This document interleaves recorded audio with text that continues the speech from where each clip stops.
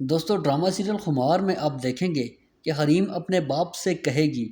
کہ فائز کی فیملی نے اس کے ساتھ بہت زیادتیاں کی ہیں، اس پر بہت زیادہ الزامات لگائے ہیں، مگر میں نے کبھی ان کے لیے برا نہیں چاہا، مگر آج جب لائبہ کی شادی ہوتے ہوتے رک گئی تو مجھے بہت دکھ ہو رہا ہے۔ تو اس کا باپ کہتا ہے کہ بیٹا یہ دنیا ہے، جیسا کرو گے ویسا بھرو گے، مگر فائز بہت اچھا لڑکا ہے، وہ اپنی فیملی کی باتوں میں آ گیا تھا، اسی لیے وہ گمراہ ہو گیا۔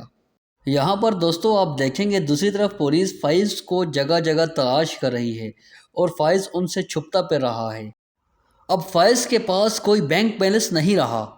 کہ وہ اپنی اور اپنے بھائی کی بے گناہی ثابت کرنے کے لیے کوئی اچھا سا وکیل کر سکے، اسی لیے وہ اپنی بھابھی کو بولے گا کہ اگر آپ کے پاس کچھ پیسے ہیں یا آپ کے پاس کچھ زیورات ہیں یا اس طرح کی کوئی قیمتی اشیاء ہے جس کو ہم بیچ کے کوئی اچھا وکیل کر سکیں تو وہ آپ مہربانی کر کے مجھے دے دیں۔ مگر وہ کہتے ہیں نا کہ چور کی داڑھی میں تنکا، اسی لیے اس کی بھابھی انکار کر دے گی کہ میرے پاس تو کچھ نہیں ہے،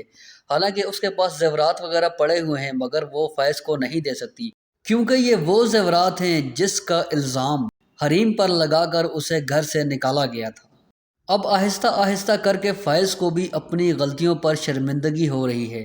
کہ اس نے اپنی فیملی کی باتوں میں آ کر حریم پر شک کیا اور اسے گھر سے نکال دیا۔ اب وہ اس بات کا بھی شکر ادا کر رہا ہے کہ شکر ہے کہ میں نے اس کو غصے میں آ کر طلاق نہیں دی، کیونکہ اگر وہ اسے طلاق دے دیتا تو پھر آج اس کے پاس کچھ بھی نہ بچتا۔ دوستو اب اسے اس بات کا بھی اندازہ ہو گیا ہے کہ مدثر صاحب کے ساتھ حریم کا کسی قسم کا کوئی بھی تعلق نہیں، سوائے اس کے کہ وہ ان کی کمپنی میں کام کرتی ہے ایز اے اسسٹنٹ۔ جب حریم کو پتہ چلے گا کہ فائز کو بھی پولیس ڈھونڈ رہی ہے اور اسے گرفتار کرنے کے چکر میں ہے، دوستو ہو سکتا ہے کہ حریم جائے مدثر صاحب کے پاس اور اسے بولے کہ فائز کو اور اس کے بھائی کو رہا کروانا ہے، اس کے لیے اس کی مدد کی ضرورت ہے۔ مگر مدثر صاحب آگے سے یہ بھی کہہ سکتا ہے کہ فائز کے ساتھ آپ کا کیا رشتہ ہے حریم؟ تب ہو سکتا ہے کہ حریم مدثر صاحب کو سب کچھ سچ سچ بتا دے۔ اپنی اپنی رائے سے ہمیں ضرور آگاہ کیجیے گا۔